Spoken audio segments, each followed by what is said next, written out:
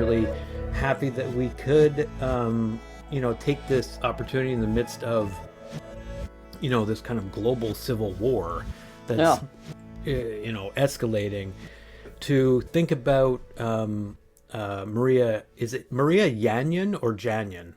Janion. Maria Janion, her writing on the kind of phantasmatic basis of so much of the kinds of differences and discord and kind of destruction even that we're Yeah, currently seeing. Um, and I mean, like in the opening of the book, you have this really rich introduction where you talk about how Yanyon's voice, as you put it, barely escaped archival silence. She grows up in poverty. She is, the daughter of a working class mother who had left an abusive husband, raising two kids alone, and then sort of, comes of age in this, as you put it, deeply stratified interwar Polish society. So class, almost by necessity, and class struggle seems to be like the genesis of a lot of her thought. And I resonated with that. But then there's also this way in which, like you say in that introduction, she had a certain, if not aversion, almost like allergy to like orthodox yeah, Marxism and class yeah. antagonism. Did we maybe want to start there by thinking about like the biographical elements of her thought and how it shapes her relationship to kind of like left political thinking more broadly? Yeah, I think that's a great place to start. In part because she's such an unusual Polish thinker of that generation in kind of two different ways. The first way in which she's unusual is that she's not a straight up Marxist, but she's also not a liberal dissident. Kind of most of the people we know from that generation in the Anglophone world, speaking of the Anglophone we hear, like Milosz, like Kołakowski, were people who left the Soviet bloc because they did not agree with Marxism, and for the most part because they were more sympathetic with the Western project. Um, in Yanyon, in part, I think, because of that early experience, because unlike many of the dissidents, she like, would never have gone to university had it not been for communism. Could have retained a deep kind of utopian belief in the importance of leftism and of a certain version of Marxism, which she saw as a reformist Marxism, and which she thought kind of could be achieved even if it was not the Marxism she was living under. And in that sense, kind of both her decision to never leave Poland, which she often said was in great part because of her students. She felt she owed it to her students to be the teacher for them that she herself had as a young person. Um, and also her interest in Western Marxism, which is not just adulatory, but it's not kind of flatly critical in the way that Miłosz or Kołakowski might be. It all makes for a really interesting intellectual mix, both in terms of positionality and life history and kind of the kinds of problems that she sees herself as solving, which is not the problem of like, how do I overthrow capitalism or how do I end communism, but like, how do I build a better leftism that is actually what might work for everybody? Yeah, there were a lot of moments where I was thinking like this is so connected to Chantal Mouffe's recent writing Yes, very on much so. leftism and left populism. That idea of a kind of reformism that is potentially revolutionary or that like creates revolutionary openings Yeah. is what Mouffe is sort of after. And it sometimes gets dismissed as like a form of political realism or pragmatism that isn't utopian enough, that isn't idealistic enough or something. But I think what it, like its power is, or where its power lies, is in just being open to dwelling with the things that it feels as though average people care about, and that gives a lot of their lives like meaning, Yeah. rather than just disparaging it in the way that, like, for example, the Frankfurt School will largely disparage the stuff of pop culture. You say that like her writing highlights the dangers of denying or mocking the creature comforts human beings find in the experience of cultural and social belonging. Only by Yeah. acknowledging and exploring these affective needs can we curb their potential for exclusionary violence.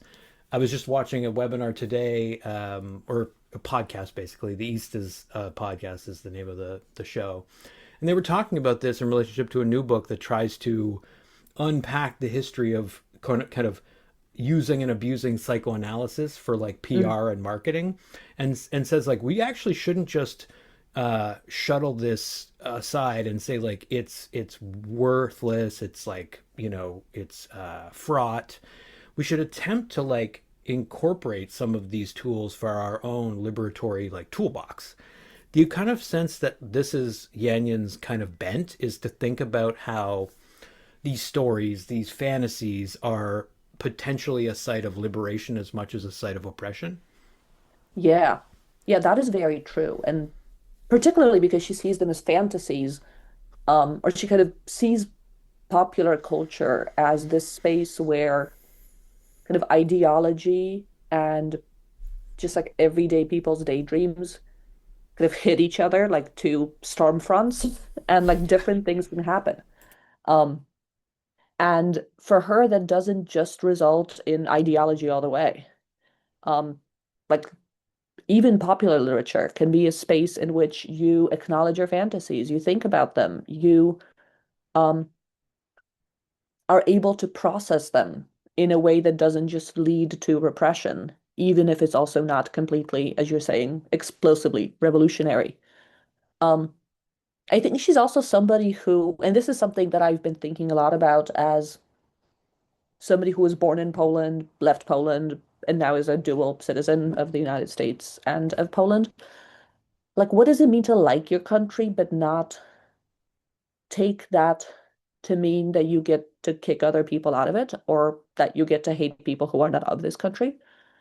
And Yadon was really, again, it's utopian, but she really believed that there must be a balance you can find in which you can say, like, look, I like being where I'm from, or like, I like where I am. And we're so much more comfortable talking about this in terms of local governments or like, I like my hometown. And that's really where you have to begin, where I think Yanyan begins as well, in the kind of very local, very immediate, in which you build a sense of belonging that is actually diverse enough to let other people in. Um, but she also very much understands herself to be opposed to a version of leftism that is also anti-belonging. The kind of like, oh, I hate my society, the kind of Adornian, like everybody around me is a fool. Um, Yeah, yeah, yeah, yeah. And I think there's value in that. I see a lot of, as you do, like modalities on the left that are basically just disturbed by any form of sovereignty or attachment yeah, to nation, but then will valorize attachment to place, yeah, as though that is somehow fundamentally distinct.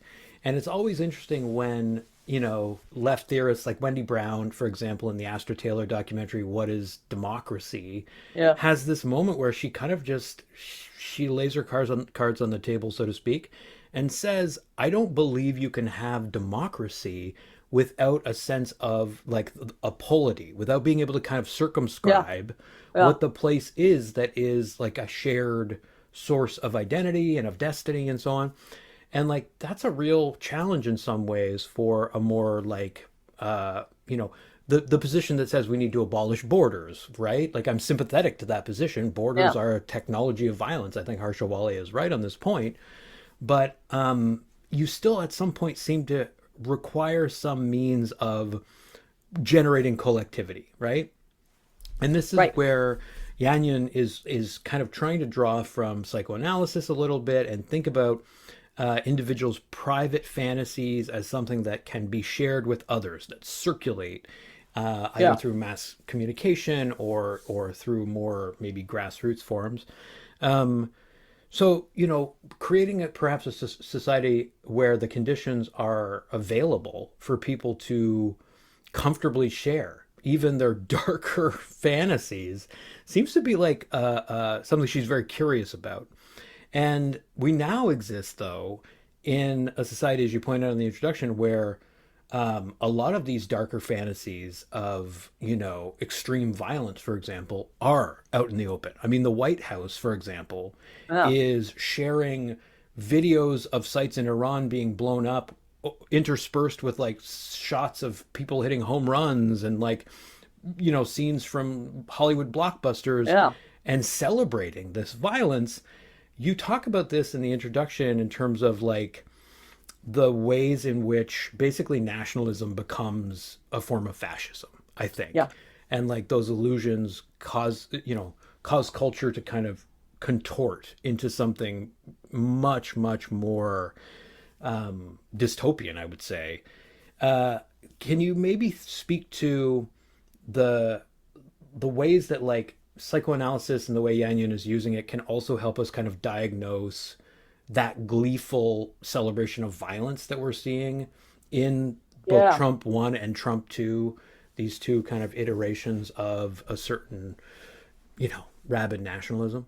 That is such a great question. And here I'm going to riff on Yanyon a little bit because she doesn't say it explicitly, but I think it's kind of implicit in also in her cultural positioning. I think so that kind of relationship of nationality and sovereignty to violence is obviously all about subjection and the subject, kind of in the traditional way that Butler understands it and Wendy Brown also understands it, which is that the human understood as subject, as sovereign of themselves, is implicitly premised on the human subject subjecting others. It's like you only become your own, and this is also what Sylvia Wynter says, kind of you only become your own sovereign in that way by denying that sovereignty to others.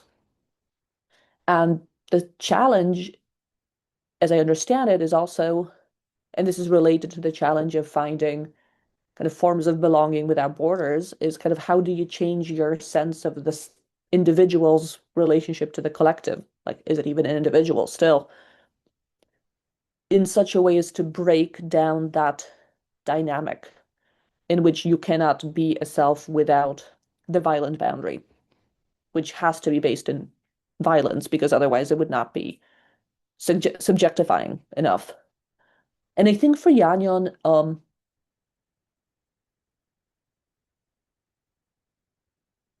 like Yanyon is really interested in creation as a human capacity. And here she talks about it as her Promethean version of socialism, where she says it's not about suffering, it's not about Sisyphus, where you like push the damn rock up the mountain and then it falls again. Um, like if we are really to believe in a positive version of leftism, we have to think of it as like creative of a new world and also of a new sense of self, and not only as diagnosing, undoing, etc. And for her, kind of towards the end of her life, she seems to be trying to find a version of that in exploring um like Eastern European culture and the possibility of separating it from like Judeo-Christianity, I mean Christianity in particular, of that very kind of hegemonic imperialist Roman Catholic sort. And so in the opening essay of my selection of her writings, which is also the title essay of one of her most famous books, she has this kind of speculative meditation on what it would be like to know what Polish culture and mythology, I mean not Polish, but say Eastern European, geographically speaking, culture would have been before the coming of Christianity. And that's a subject we know very little about because the coming of Christianity brought with it writing, and those who brought writing with them were not particularly concerned about preserving older traditions, so that kind of culture was lost. So she sees Polish like nationhood and subjecthood is operating in this fundamental void where like we are nationalist as a culture. However, the object of our attachment is something that was brought to us. It is not actually nationally grounded in the same way that say like the Germans have the Victorian myths and there's the Celtic myths. Um, and for her, that is actually a site of possibility. It's not like she thinks like, oh, we need to go invent those mythologies in the way that some Polish neo-Nazis do try to do that. For her, that's a kind of productive negative space to say, like, so how do we imagine ourselves? Um, like, what is this productive difference that we can find within ourselves? And I find that to be very interesting and powerful because it's not like sometimes people read it as like an attempt to put post-colonialism into Eastern Europe to say like we've been settled by Western Europe, which I mean, in the long historical durée of the Middle Ages, you could make that argument, but like that is a political event that is dramatically different from what happened with the rise of the British Empire and the other European empires in the 18th and 19th centuries. For me, it's much more about kind of wiping the slate clean of like this assumed knowledge that you know what your tradition is and saying like, no, maybe your history is different. And maybe being a leftist is not just about a present, and maybe leftist creativity is not just about inventing a new present, but also thinking harder about the past and thinking about like what about the past has been unsayable or unsaid, and how can we try to relate to it in some way? Yeah, I think there's, of course, so much potential in that. And it's like, it's a positively charged kind of relationship to history that says, if we believe that, to use Marx, the human is like a kind of pure potentiality, right? Yeah. We can definitely generate fantasies that are less destructive. This is something you point out, that like her work shows that communities will continue to cling to narratives of their exceptionality and purity unless they find a different way to work through the affective needs that these narratives satisfy. We are definitely seeing that right now with the rise of this kind of Hmm. eco-fascism and this kind of might is right mentality that openly celebrates violence. But I kind of wanted to jump ahead because of the last thing you said about sort of genealogy, I guess, and genealogizing, because I really appreciated the essay in Yanyan where she's really kind of unpacking the phantasm in Freud and this Yeah. idea that the phantasm that most fascinated Freud was the familien Roman, Hmm. one of the most basic human phantasms, she says, which deals with a person's origins and Yeah. provenance. The name, Familien Roman, if I'm saying it correctly, means the novel of the family, which Yeah. already indicates Freud conceives of its structure in literary terms. And you are a Yeah. literary scholar, and here we can kind of actually maybe try and theorize narrative and its connection with kind of subjectivity, right? Because Yes. I mean, right now in my family, we are dealing with the loss of my father. Right, this just I am very happened. sorry. Yeah, I mean, it really has rocked the family, despite it being, in some ways, not a surprise. Right, he was incredibly ill and for quite a while, and there's like this moment that happens in the wake of someone dying where you have to almost like take stock of who the Hmm. person was, of the shaping force they had on your life, and all of that is retrospective and kind of retroactive and narrative kind of driven, right? We're all telling stories and so on. Did you? I think this is worth thinking about politically and also Hmm. almost like methodologically, because we invent our own ancestors in some ways as Yeah. like thinkers and theorists and writers. We invent our own story, right?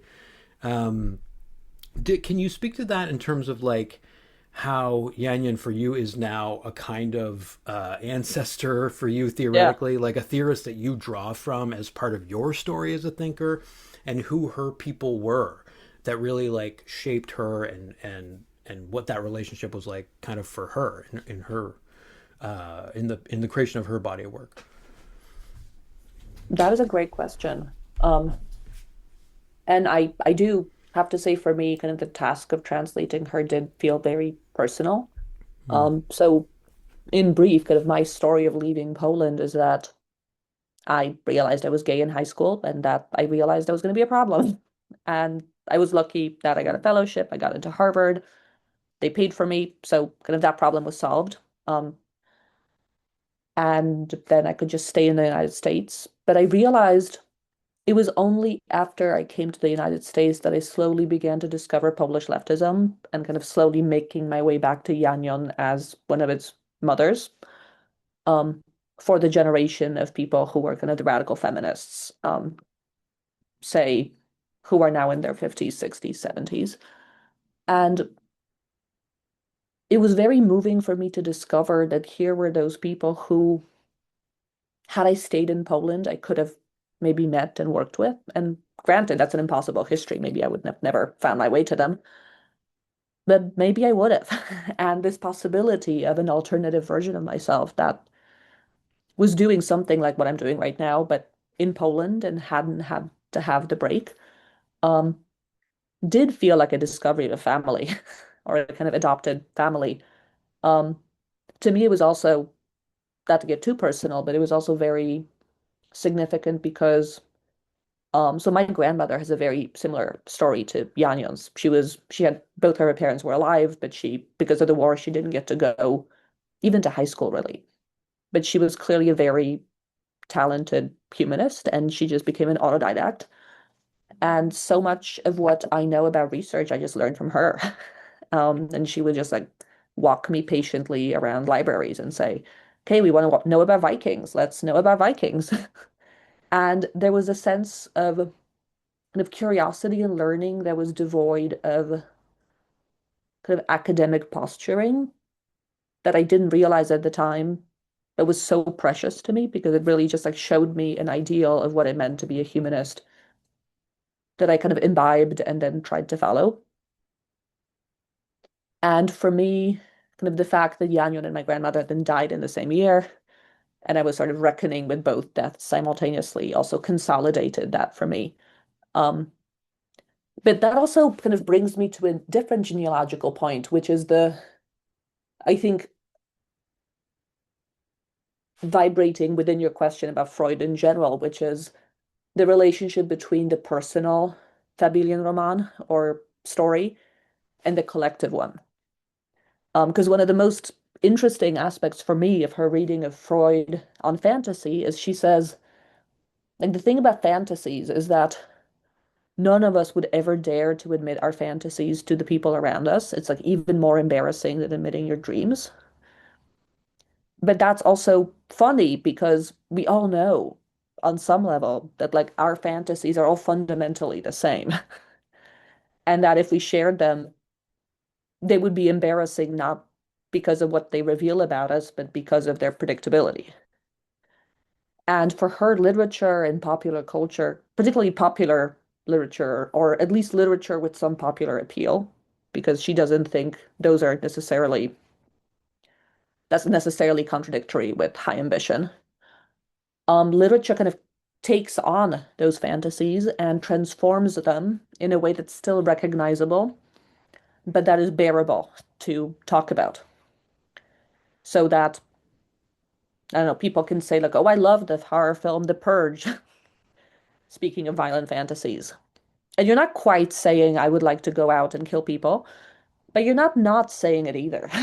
And so, in that sense, kind of, again, I mentioned that example because the fantasy can go both ways. Like, it can be a vector of the spread of fascism, but it can also be a vector for, um, as she envisages, as a kind of collective therapy or a collective like acknowledgement of history of the ancestors that we're imagining and as we're imagining them, but also as they speak through us, sometimes traumatically in ways that we can't always control.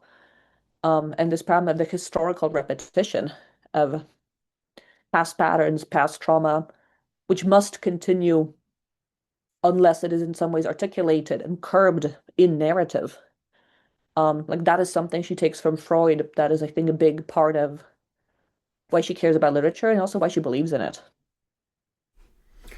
Yeah, I have personally a lot to say and a deep kind of investment in what you're describing, just, because of my ongoing passion for pop cultural narratives, especially film and like my own training in kind of cultural studies that sees the material stuff of culture as really crucial for Yeah. taking the temperature politically of a time. There's so much that we could say about that. But what comes to mind for whatever reason is the knee jerk, sometimes sort of citing of, I think it's attributed correctly to Frederick Jameson, this idea Hmm. that it's easier to imagine the end of the world than the end of capitalism. Right. Yeah. Um, and, I hear that so often it's kind of lost all meaning, right? No. And I wonder, though, given the proliferation of, eco dystopian kind of end of the world imaginings, if what we're in some ways doing is attempting to imagine the end of capitalism, Oh yeah. that the two things are not actually mutually exclusive at all. That what we're doing instead is, as you say, looking for a way for society to basically better know itself, to express almost a desire for the end of a system that does not serve us all. Yeah. No, I think that's very right. And this makes me think of, I'm going to kind of transpose this quotation, but one of my favorite quotations, gosh, one of his interviews is when he says, whenever a translator tells me, oh, this part is just untranslatable, he says, I always tell this translator, oh, so what you're telling me is you don't know how to do your job. And I think a similar thing is true about utopian thinking and humanists. It's like, yes, it's hard to imagine the end of capitalism or the end of fascism, but that's kind of our job. And that is what, like, to the extent that the humanities are, and I believe they should be, like, not just vectors of critique, but also beacons of some kind of hope. Um, like, we have that task of imagining. Yeah, well said, and this is what Janion was about. You say throughout her life, she spoke up against authoritarian governance as well as her compatriots' anti Semitism, homophobia, racism, and xenophobia, defended the excluded, found herself on her community's margins, but she didn't lose hope in the possibility of intersectional coalition building around shared, even if complicated and conflictual histories and heritages. Um, the idea that now I think fortunately circulates, that comes from Marian Kaba, that hope is a discipline, right? Is what we're sort of Yeah. after. That is its own kind of rigor in a funny way.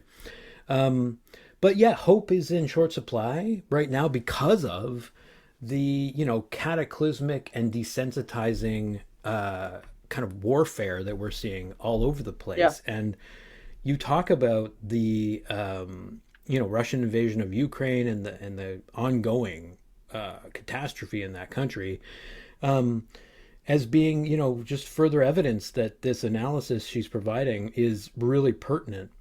Um, I wanted to talk about this because it's a history I don't have enough knowledge about. This kind of historical relationship between the Polish state and its eastern neighbors as a colonial one. She argues that, as you say, as Poles Yeah. enter the European Union, they carry with them the unacknowledged burden of seeing themselves as needing or deserving to be colonized themselves.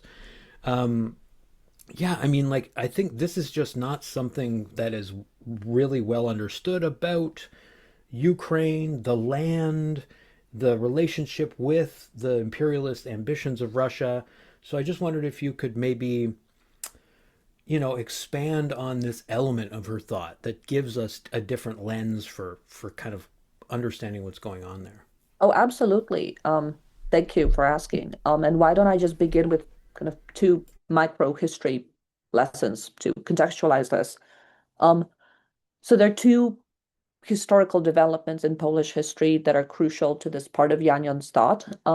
One is the development of the Lithuanian Polish Commonwealth. So towards the end of the Middle Ages, Poland and Lithuania teamed together to create a kind of joint Commonwealth ruling an area that at its most expansive spread from the Baltic Sea to the Black Sea.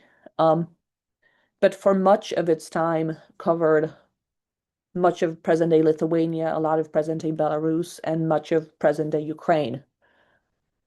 And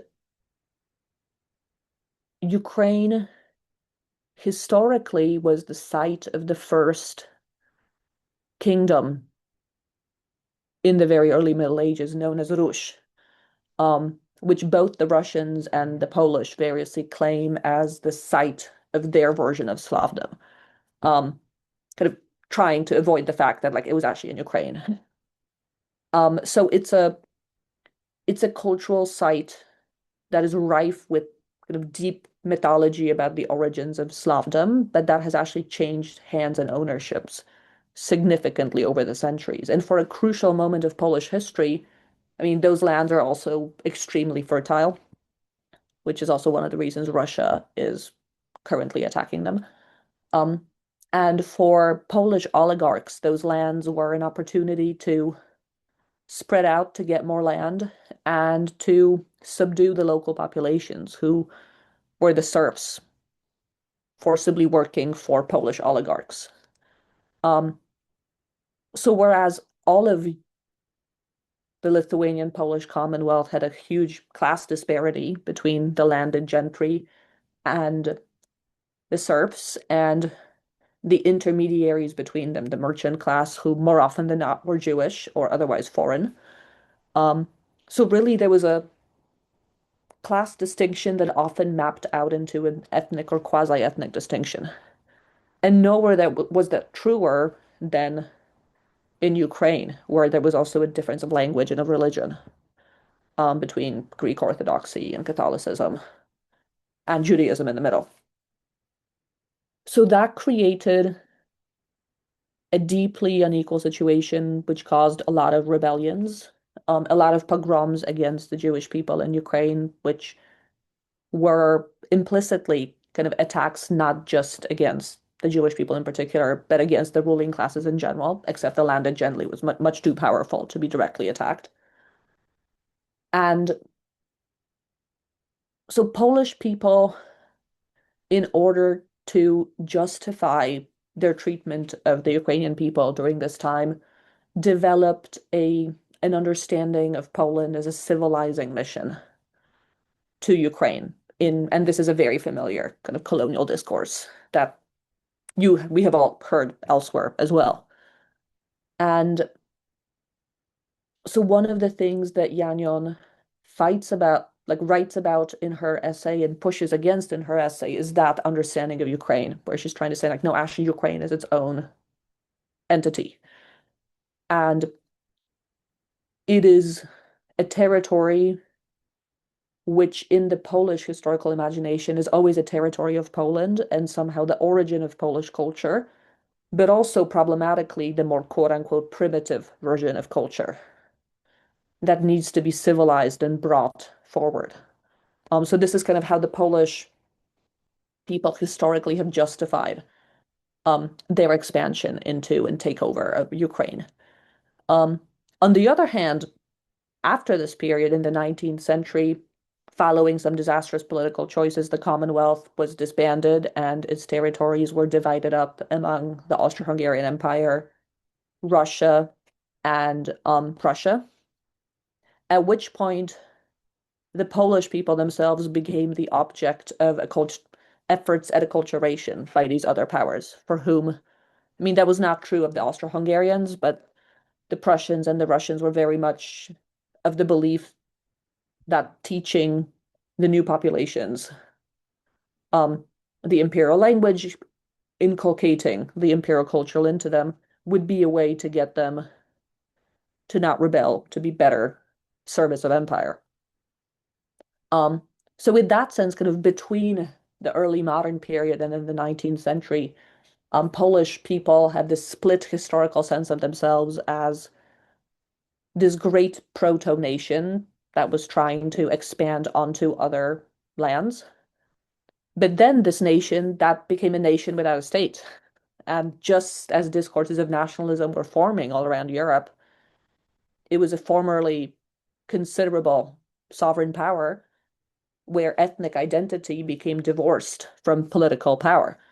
Um, so those are two peculiarities of Polish nationalism that Janion really does a lot with, critically and intellectually, um, in describing that particular combination of the Polish feeling of superiority towards all points east and inferiority towards all points west, which is something that she calls, following the Polish writer Mrożek, Poland being east of the west and west of the east, in that kind of impossible double position. Wow, that's so interesting, and it just is a testament to the fact that like the truth is in the details. That Hmm. creating these kind of more universal meta narratives that are so tempting in some ways within critical theory still, just isn't as compelling in some ways as like trying to actually focus on the nuances of the histories and then to come to a point which I think is kind of the last little kind of insight that you included, that you know these things that feel like they don't have a history have achieved that through history, Hmm. through a kind of history of Yeah, dehistoricization and delinking them from yeah, class, from power, yeah. from privilege. um yeah, I mean, there's so much there, and I think the direction I was hoping we could maybe take it is to think about patriotism and this kind of essay that Janion writes on the patriot as madman. Yeah, Um, you know, yeah. because there's a kind of psychosis, she says, that pushes the patriot toward self destruction and death. And it overwhelms, she says, his thoughts, attitudes, values, and personalities. It's like you have generated through this history and through education, I think, through the stories that are told and retold, an overwhelming sense of belonging that then is almost suicidal, that is, certainly destructive of perceived others.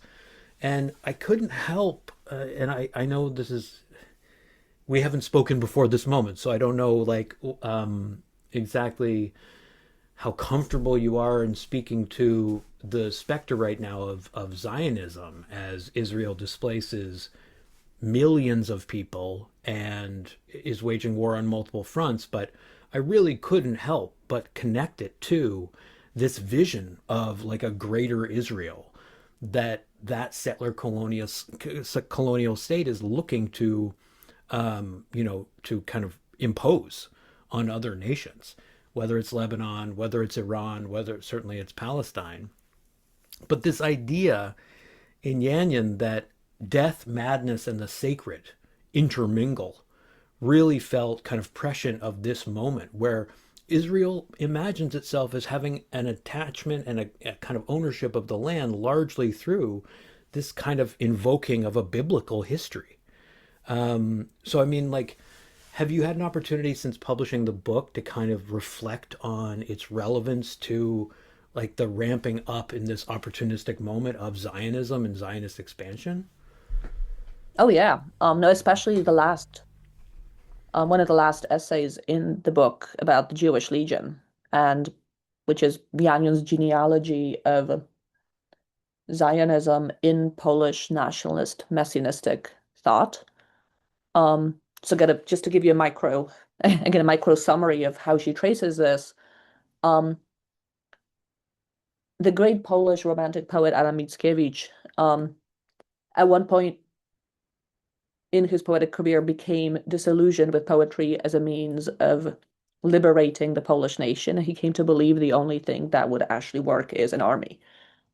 And at the time, a lot of Polish soldiers were gathering in the Ottoman Empire and forming legions, um, under the protection of the Ottomans, with the hope that they would be led into Russia with the Ottoman army and thus indirectly fight Russia for Poland. And Mickiewicz, who had this idea that the Jewish people and the Polish people were kind of mystically connected as the two suffering nations, again, a lot to be said about that, decided to create a Jewish legion, or kind of help lobby to create a Jewish legion within the Ottoman army that would be allowed to keep Jewish rights, which was exceptional in part also because many of the Polish soldiers who joined the Ottoman army had to convert to Islam to do that. So his idea was to have Jewish people with an explicitly Jewish legion for the first time since biblical times, as he saw it. And for him, this was supposed to be a kind of redemption of like Jewish masculinity, essentially. And that was a narrative that, so long story short, the Jewish Legion didn't really come to fruition in the way that he imagined it, but it became this um, imagined beginning that a lot of early Zionists look back to as a kind of connection of nationhood and army. And of course, the paradox for Mickiewicz is that when he started building the Jewish Legion, he rapidly realized that he thought the Jewish Legion was going to go liberate Poland, but the Jewish Legion actually wanted to go liberate Jerusalem. Um, so you're seeing that moment there, also of kind of the difficult and thorny connection of like a particularly Eastern European notion of nationalism, which is both multi-ethnic and deeply ethnically divided, and which is trying to square kind of the multi-ethnic population and a single ethnic nationalistic goal. It's kind of like a mirror in which you see all of those forces gathering, really. Yeah, no, and the response it seems to a complex world in this moment is a kind of brutal simplicity that Yeah. is, I think proliferating within Israel, where there's still overwhelming support for the campaigns of violence that are being, again, like inflicted on other countries. The language that Netanyahu is using is absolutely one of a kind of civilizing mission or acculturation, that it's literally a battle between good and evil, right? This kind of Manichaean ethics. But against that, I think you have Jews in the diaspora who absolutely reject that idea, that fantasy of a greater Israel wrought through violence. And I see that as a source of hope. I mean, like there are very few, it seems, Jews in the diaspora. This is from my friend Max Haven, who actually believe that that is viable, right? There's Yeah. instead, I think, a kind of garrisoning of Israel against these kinds of elements. But yeah, very very scary times, and so much value in a thinker who dwelled with the kind of messiness of these problems, Yeah. and so kind of in so like such open ways. And I guess like Yeah. the last thing I wanted to ask you, you mentioned that Yanyan really kind of felt a local attachment to the place she was from, to Poland, in part because of her relationship with students. Do you see, like, for instructors, for educators, like almost like a theory of pedagogy as well within her work that, for example, enshrines pop culture as like a place of myth making? I don't know, that also asserts a certain Promethean socialism that says, like, as a pure potentiality, we have to believe that left to our own devices, we are capable of certain kinds of emancipation, pursuit of equality, and so on. Like, do you? I'm kind of in a roundabout way asking about like whether there is a kind of radical pedagogy within Yanyan's work as well. Yeah.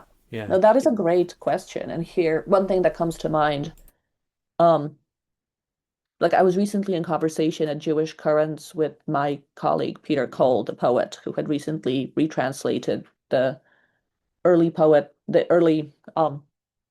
century Jewish poet Bialik, who has famously been kind of appropriated by an extreme Zionist right for propagandistic purposes. And Peter's point in translating him was also to kind of take him away from that, or to show why an oversimplified reading of Bialik is just not in some way sustainable, even if there is not everything one might agree with politically, with his view of the pogroms, as he presented the poems.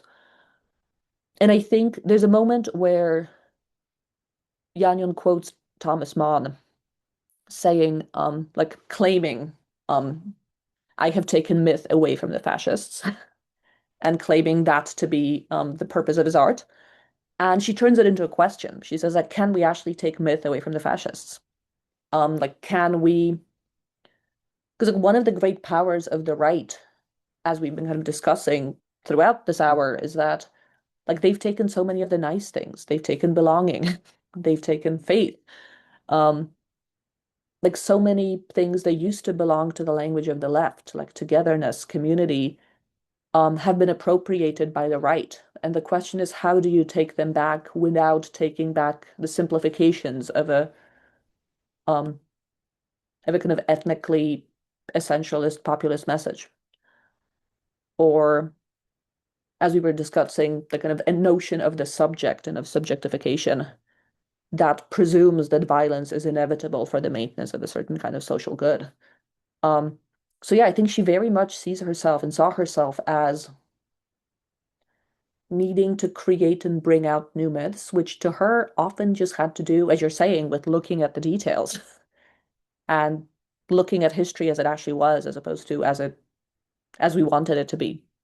There's a one of her kind of big pedagogical efforts that made her famous in Poland was curating a series of translations from and responses to a variety of mostly Western Marxist texts um, of critical theory. So the series was called Transgressions, and it was organized volume by volume based on different kinds of transgressions. So there was um, the oversensitive person and homosexual, and kind of like all of those various ways in which you could be non-normative in some way were explored in ways that were both kind of radical and emancipatory in their utopian thinking, but also in their historical thinking, like thinking about like the number of texts that have already covered the subject and the number of treatments, historical figures that you can look to. And I think she really believed in the importance of creating those other genealogies that point towards the future, because they point to histories of survival and persistence, and they kind of reshape narratives of like how decisively certain ideological battles were lost or won. Yeah, stressing that like these were contingent histories. I like that idea of like contingency, that things that could have gone differently. That means they still might change. Yeah. I see a tremendous value in that, and in the work that you've done here to ensure that this person's voice was not lost to the archive, as it were. Right, that archival work is really crucial. So much more to talk about. I mean, we didn't dive into the kind of, I didn't form a real question around the surrealism, the interest in surrealism, Oh yeah. which I find really interesting. You know, I stumbled on an essay by Naomi Klein that looks to surrealism as like as a site of kind of short-circuiting that fascistic expropriation of myth. And that's just not something I'm like I haven't thought through completely. So Yeah. maybe we can speak again in the future as more work comes out around this kind of interesting frontier of trying to think surrealism in Yeah. relationship to the impasses of our moment, you know. But I Yeah, really, that is such an yeah, interesting question. Also because yeah, surrealism is by definition also transcultural. Like it's hmm in search of the transcultural particulars, but also universals in a way that's kind of always both problematic, but also kind of always wilder than the categories that surrealism tries to create, like effectively can be.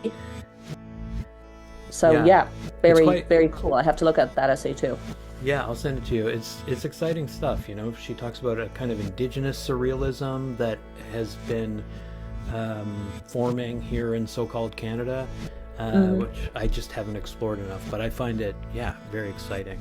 And it's been really, you know, such a treat talking to you about this book and learning more about this thinker that I just wasn't on my radar. So appreciate all likewise. the Thank you work. so much, Scott. Yeah,